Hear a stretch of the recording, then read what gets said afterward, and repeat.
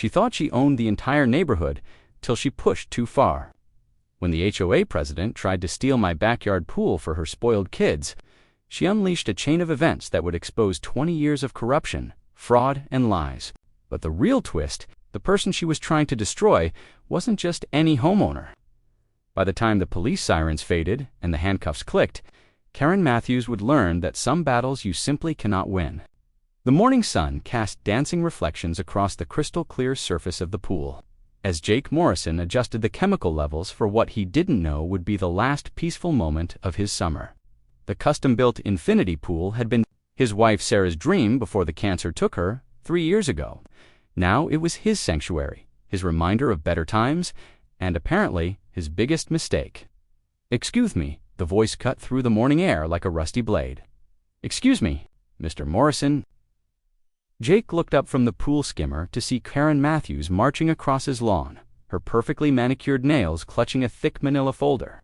As HOA president for the past 5 years, Karen had transformed their once friendly neighborhood into her personal kingdom, complete with arbitrary rules that seemed to change based on her mood. "Morning, Karen," Jake said, not bothering to hide his exhaustion. "What brings you to my backyard at 7 a.m.? Karen's lips pursed into her signature, disapproving line. At 52, she maintained the aggressive poise of someone who'd spent decades demanding to speak to managers.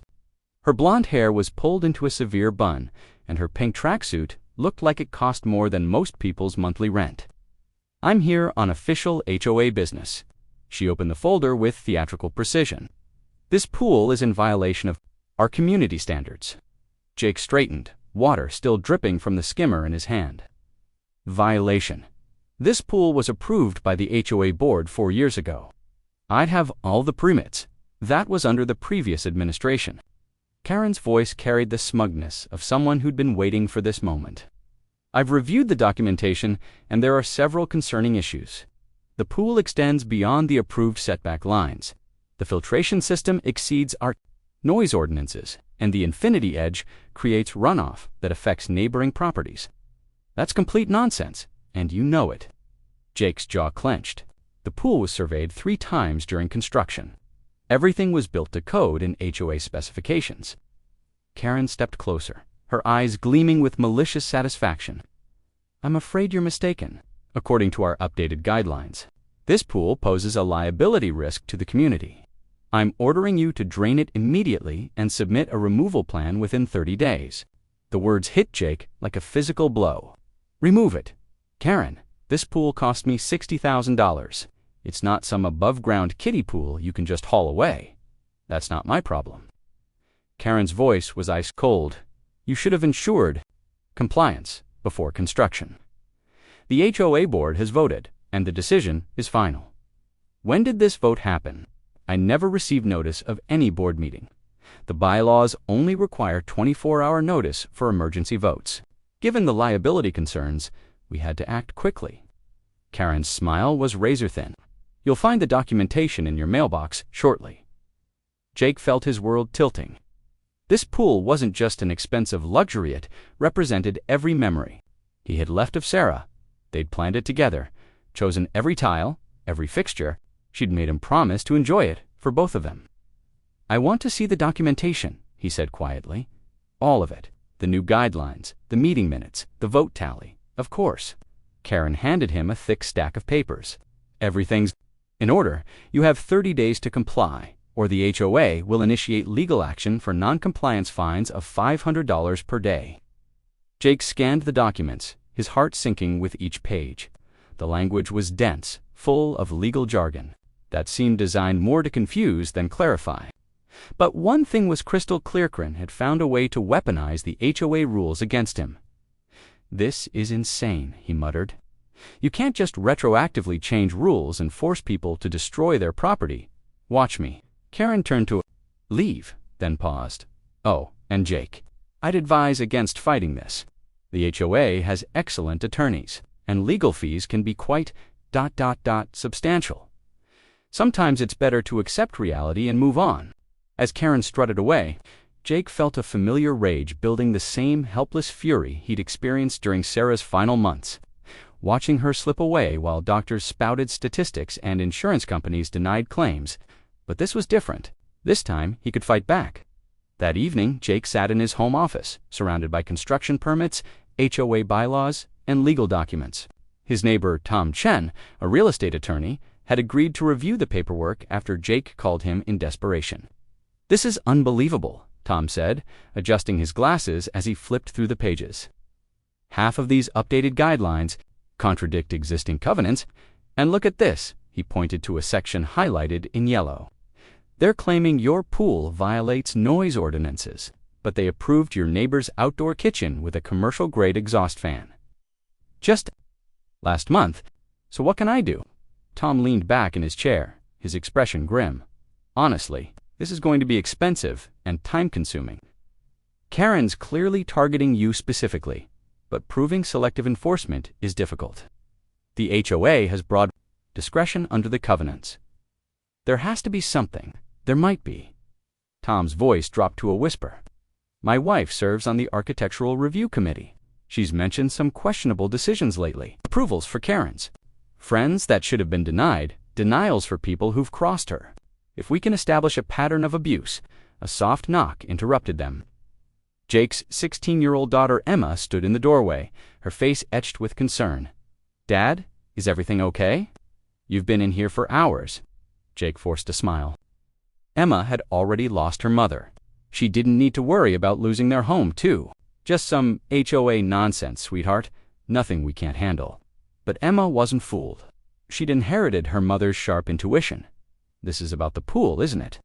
Mrs. Matthews was here yesterday asking weird questions about our property." Lines. Tom and Jake exchanged glances. "What kind of questions?" Tom asked. "She wanted to know if we'd ever considered selling. Said she had friends interested in larger lots. Then she asked if we knew that our pool might be violating some new rules." Emma's voice hardened. "I told her to talk to Dad." Jake felt a chill that had nothing to do with the evening air. "Emma, has Mrs. Matthews talked to you before?" "A few times. Usually when you're at work. She's always asking about her family, our finances, stuff like that. It's creepy." The pieces began clicking into place in Jake's mind. Karen wasn't just targeting his pool, she was targeting his entire family, gathering information, looking for weaknesses. But why?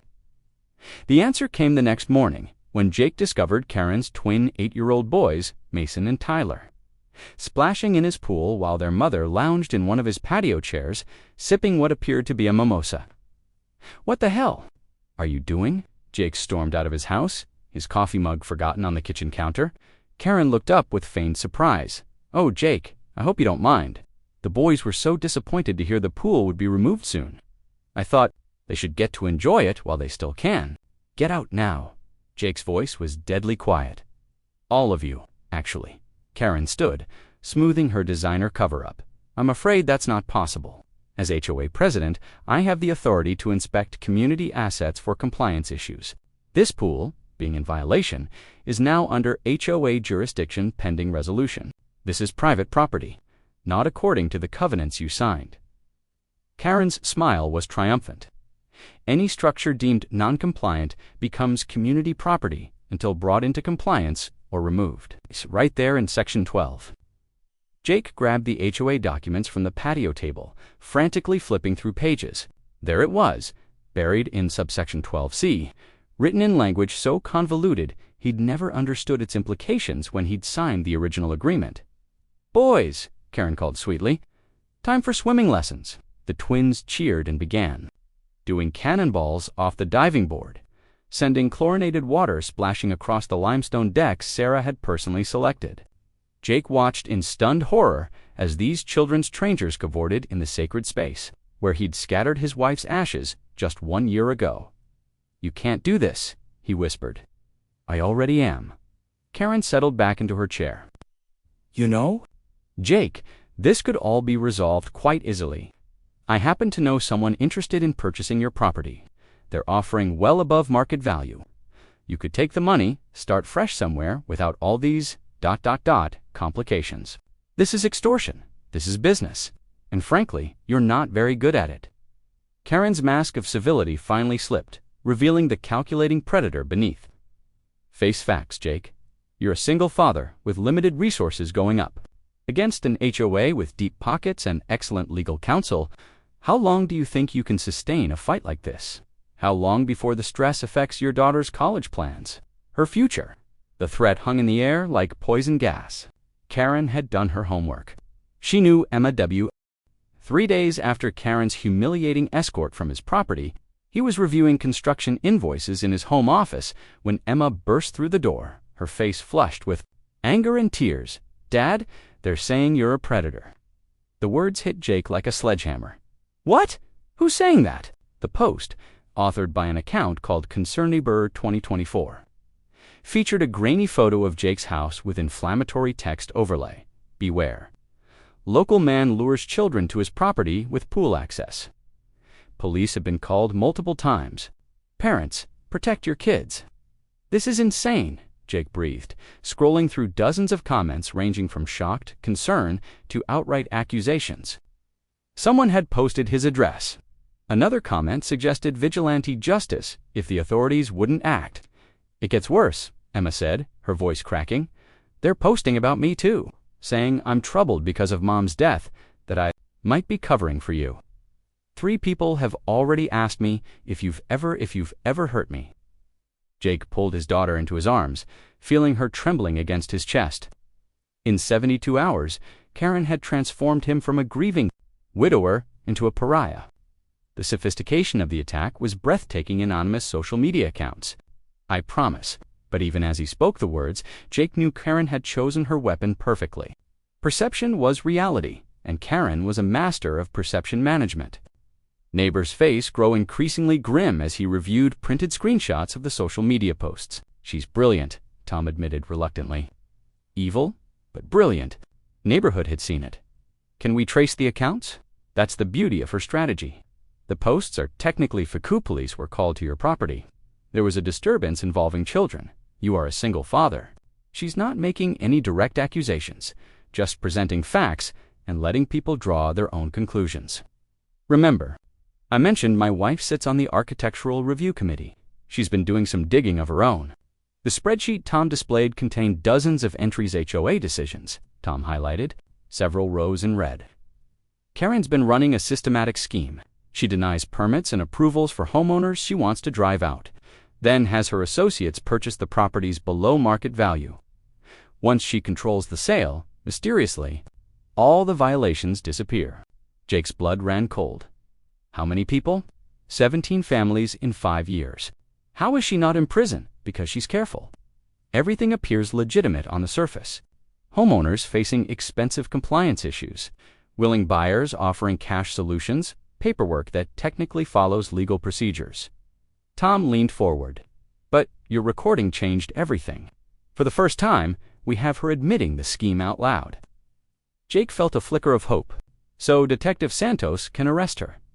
It's not that simple. The recording proves harassment and possibly extortion, but the property fraud is more complex.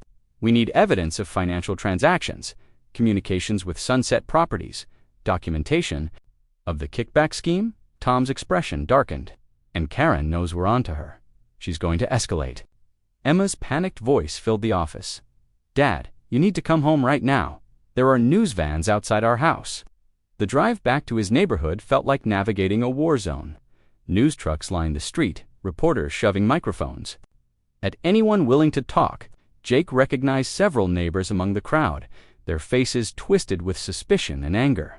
He parked in his garage and entered through the back door, finding Emma huddled in the kitchen with the curtains drawn. The television was tuned to the local news, where a perfectly coiffed reporter was delivering a breathless account. Double quotes, ...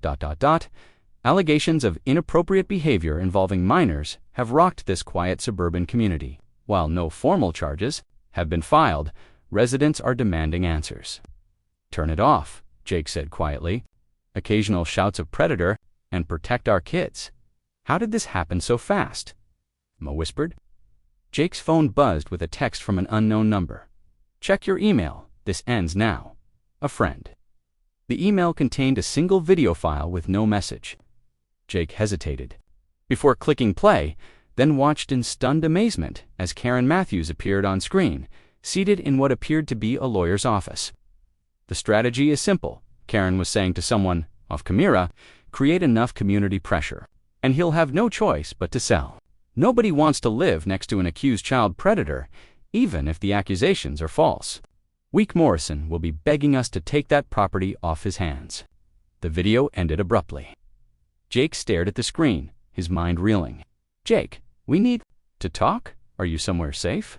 I'm at home with Emma. There's a mob outside. I know. At the station in an hour? What kind of evidence? The kind that's going to put your HOA president behind bars for a very long time. An hour later, Jake sat in Detective Santos's office. Been at this for years, Santos explained, using her position as HOA president to identify targets, then systematically harassing them until they sell. The buyers are always connected to Sunset Properties, and Karen receives substantial payments disguised as consulting fees. How much money are we talking about? Over the past 5 years, nearly $400,000 in kickbacks. Add in the property value manipulation, and we're looking at multi-million-dollar fraud. Santos leaned back in her chair. But here's the interesting part. We didn't develop this case ourselves. Someone's been feeding us evidence for months. Who? That's what we'd like to know. The evidence keeps appearing anonymous. Records, recorded conversations, even the video you just saw. Someone with access to very sensitive information has been building a case against Karen from the inside. Jake felt the chill of realization. You think it's someone on the HOA board? Has to be. The level of detail, the insider knowledge. This is someone who's been watching Karen's operation for years, documenting everything, waiting for the right moment to strike. Before Jake could respond, Santos's phone buzzed with an urgent message. Her expression darkened as she read, "What is it? Karen just posted bail? What does that mean for Emma and me?" It means you need to be very careful. Karen's facing serious fraud charges now, which makes her desperate. And desperate people do desperate things. Santos was more prophetic than she knew. Jake returned, home to find Emma waiting in the kitchen, her face pale with terror. "Dad, someone broke into the house while you were gone." "What? Are you hurt?" "I'm fine. I was at Amy's house doing homework." "But look," Emma led him to his home office, where every drawer had been pulled open, papers scattered across the floor, his computer missing from the desk. "They took your laptop and all the HOA documents," Emma reported. Intelligence operation. Karen was eliminating evidence, removing any documentation that could support his case against her. "I found this taped to the bathroom mirror." She handed him a printed note, with block letters, "Drop the charge." 6 months after Karen Matthews was sentenced to 18 years in federal prison, Jake Morrison stood beside his pool on a perfect September morning, watching Emma practice her backstroke before heading off to Northwestern University. The water sparkled with the same ethereal beauty that had captured Sarah's imagination all those years ago. But now it carried additional meaning, had become a symbol of resistance, of the power of ordinary people to stand against corruption, had transformed in Karen's absence. The oppressive atmosphere of surveillance and petty tyranny had lifted, replaced by something Jake hadn't experienced since Sarah's death. Genuine community, neighbors actually talked to each other now, helped with yard work, organized block parties. The HOA still existed, but under new leadership that viewed their role as stewardship rather than dictatorship. "Dad, you're going to be late for the interview," Emma called from the pool. Jake checked his watch. In an hour, he was scheduled to appear on Good Morning America to discuss his book, The HOA Wars, How One Neighborhood Fought Back Against Corruption. The memoir, written with Miguel Rodriguez as co-author, had become an unexpected bestseller, sparking a nationwide conversation about HOA abuse and the rights of homeowners. 5 more minutes, he called back, not ready to leave. This peaceful moment, the past 6 months, had been a whirlwind of media attention, legal proceedings, and unexpected revelations. Karen's arrest had triggered a domino effect across the state as investigators discovered similar schemes in dozens of other neighborhoods. The Sunset Properties network had defrauded homeowners out of over $30 million across 5 counties, with Karen serving as their most successful operative. But the story that captured national attention wasn't the financial fraud. It was Miguel Rodriguez's patient, methodical pursuit of justice for his daughter, Maria. The image of the quiet landscaper who spoke broken English but possessed the strategic mind of a chess master had resonated with people across the country. Miguel had become the unlikely face of resistance against institutional bullying. Jake's phone buzzed with a text from Tom Chen. "Turn on Channel 7 News." To see this, Jake pulled up the news app on his phone and found the live stream. The reporter was standing outside a courthouse, her expression grave. In a shocking development, Karen Matthews was found dead in her prison cell this morning. Initial reports suggest suicide, though investigations are ongoing. The words hit Jake like a physical blow. He sank into one of his patio chairs, trying to process the news. Karen was dead.